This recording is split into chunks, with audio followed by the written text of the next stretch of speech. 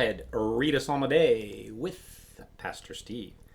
Can't talk.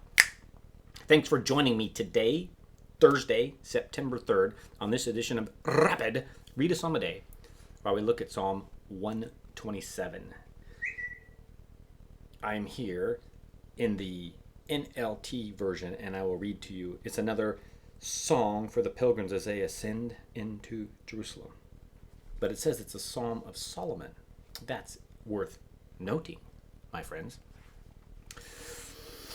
Unless the Lord builds a house, are you there with me? Yeah. Unless the Lord builds a house, the work of the builders is wasted. Unless the Lord protects a city, guarding it with sentries will do no good. He continues that thought in verse 2.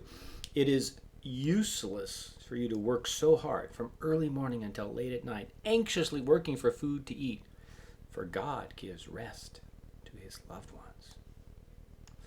I think in another version that says, for God gives to his beloved even while they sleep. I like that. Children, change of gears here, children are a gift from the Lord. They are a reward from him. That's very exciting. Children born to a young man are like arrows in a warrior's hands. We'll talk about that too. How joyful is the man whose quiver is full of them. He will not be put to shame when he confronts his accusers at the city gates. Let's go backwards. Children are a gift from the Lord. They are a reward from him. Children born to a young man are like arrows in a warrior's hands. How joyful is the man whose quiver is full of them. I remember when I was young, getting married, and had read this psalm and took it literally. I did research, and it seemed like a quiver was about a dozen. So I thought, there you go. We're going to have a dozen kids, and that's a good number. Your quiver's full, so you never run out, and you have lots of kids to work on the family farm, although I never planned on living on a farm. But then most importantly, like with the Israelites, then you could have the 12 sons could become 12 tribes, and we could become the Thatcherites and become our own nation. But, after 3 kids, I decided that a sleek hunting quiver of children is about 3, where you have to be nimble and agile and get around. You can't have that full 12, so we end up having 3 kids. But actually, this whole talk is about how children are a blessing from the Lord, and I just want to say that our 3 children have been a blessing to us all their lives. Children and now grandchildren. What a great blessing the Lord has given us. We are blessed. So remember that your children are a blessing, your grandchildren, and everybody that God gives you in your family. It's like, well, what's it say? He will not be put to shame when he confronts his accusers at the city gates. Someone comes to say something bad about you, and they actually look at the lineage of your family and they say, I might want to say something bad about you, but because of your family, your wife, your kids, your extended family, your grandkids, because of what God has done in your family, obviously I must be silent. There's nothing I can accuse you of because it's evident that God is in your midst as a family. What a blessing.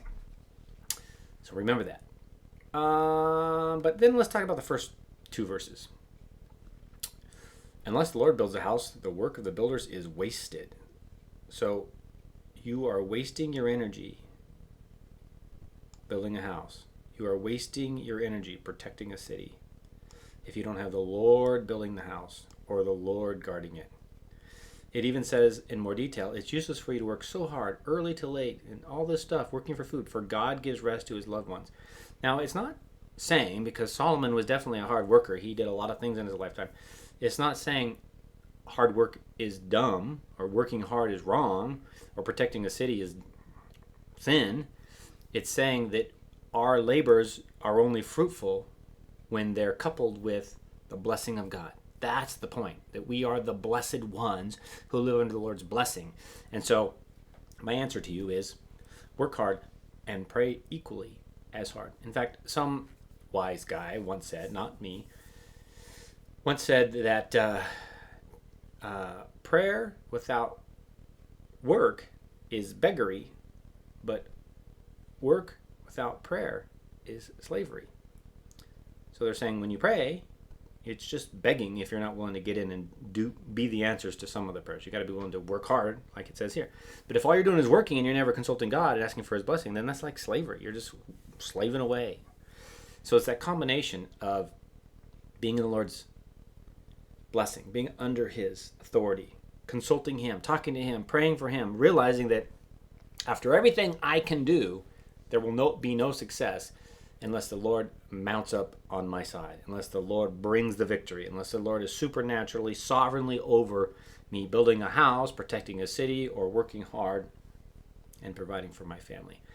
And then in the context of that, it talks about the added blessing that you can try, but unless the Lord grants you favor, then you can have children, and your children can be a blessing from the Lord. Contend for these things. Work hard. Be diligent. Protect your city, your family. Recognize your children are a gift from the Lord. But in the end, we're always looking back to God. It's his protection. It's his provision. It's his blessing. Every good and perfect gift comes from the Father above. That's all I have for you today. This has been Rapid. Read a Psalm a day. Psalm 127 with Pastor Steve. Blessings. We'll be back tomorrow with more. Stay in God's Word.